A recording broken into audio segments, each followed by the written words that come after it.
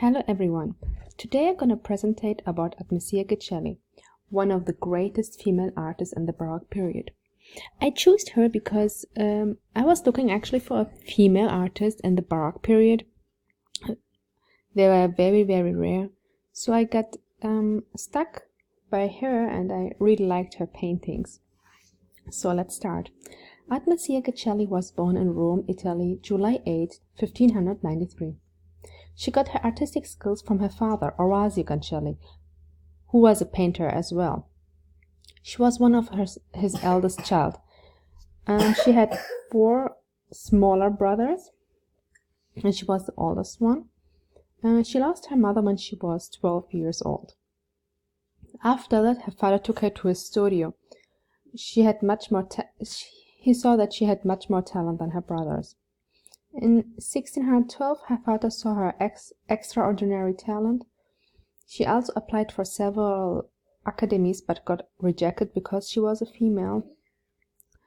Both he and her father got inspired by Carraccio style. It's one of her paintings. We can see that she used the Baroque style. Some more about her history is that in 1611 her father was working with his friend Agostini Tassi. He hired him also to tutor his daughter privately.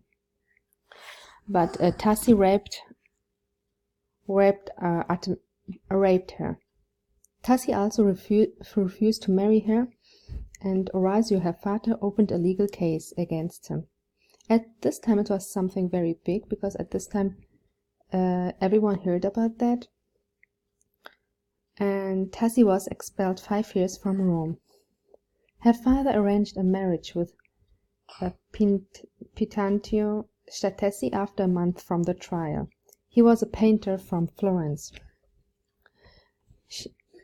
Artemisia and her spouse moved then to Florence as well. They got a daughter, which she called her after her mother's name, Prudentia. She was very successful in Florence, and she got even accepted into an Academy of Arts, and she was the first woman actually who got accepted in this academy. She and her spouse had a marriage of convenience, but neither cared for each other, and he left her after 10 years. Prudentia, her daughter, was trained by her mother and was an artist as well, but I didn't really find anything about her. No paintings. So I had her first painting. Artemisia's first painting was 1610. It was Susanna and the Elders. Let me see when you look at the picture. It's a cross counter, and you can see the mass, the value, how everything here in front is so detailed, and everything behind is like vanishes away. She painted in Baroque style. We can see that, and we can see a naked woman and 2 males behind her. It's obvious that she would get raped by them, and they're like making her quiet, not to talk, not to say anything about that. She looks very scared. We can see that she looks very scared. She pushes them away, the gestures of their hands. She looks away. One man is whispering to the other man's ear, telling him maybe like to plan something, like make her to be quiet or something. And he's like, the man looks like very serious and very, I would say, scared as well. Why? Because I think he wanted her to be quiet, not to talk, not to tell anybody what they did. And yes.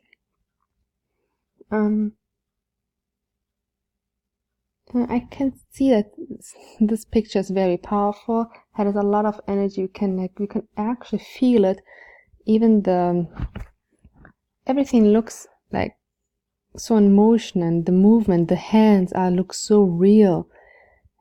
She painted every detail so very beautiful and powerful. It looks very realism. We can see the contrast between the highlights and the shadows.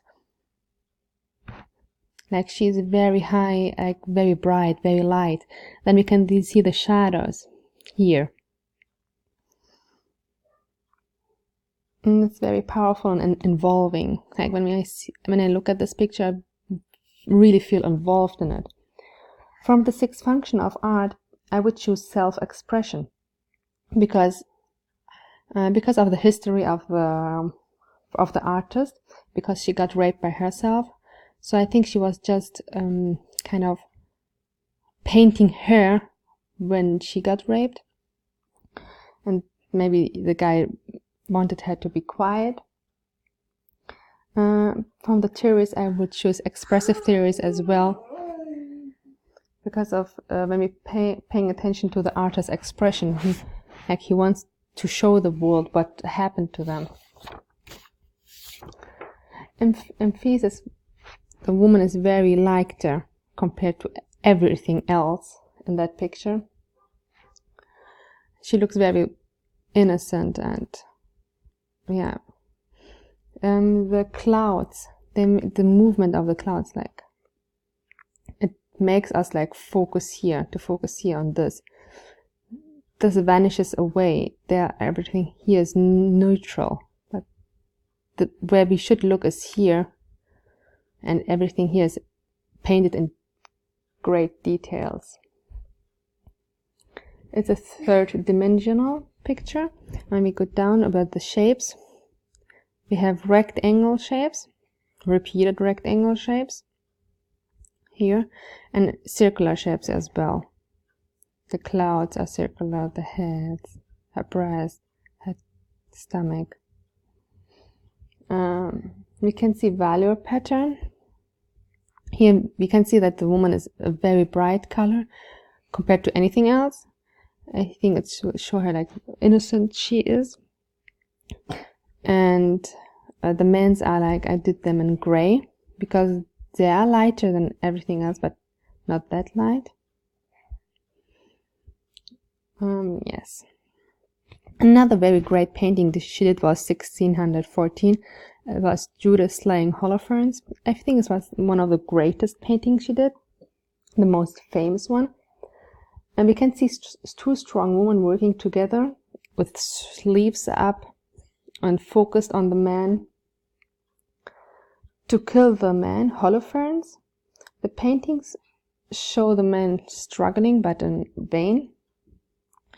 Emphasis is on the blood, I would say, because she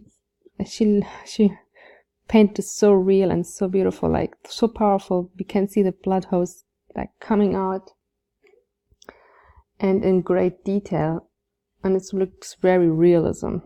She painted often how women kill men, and this is because of her trauma.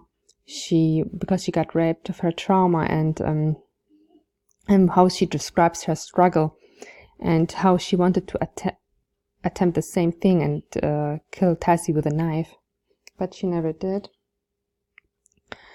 Some great facts about her are she loved biblical paintings. Since her rape, a lot of paintings have been about men touching her and how she felt about that. Artemisia was also famous for her skill in handling color. Her father and her were both very inspired from Caravaggio during the period. We can see that. Artemisia's style different from her father's. Her paintings are more neutral and Orazio's are more idealized. In 1627, she received a great project from King Philip IV of Spain. During this time, also made friends with artists. One of the famous one was Galileo. Before there was not so many opportunities available as a woman, she clearly showed herself and inspired other women to stand up for themselves and others. Artemisia painted for the rest of their life before her death in Naples around 1652. Thank you.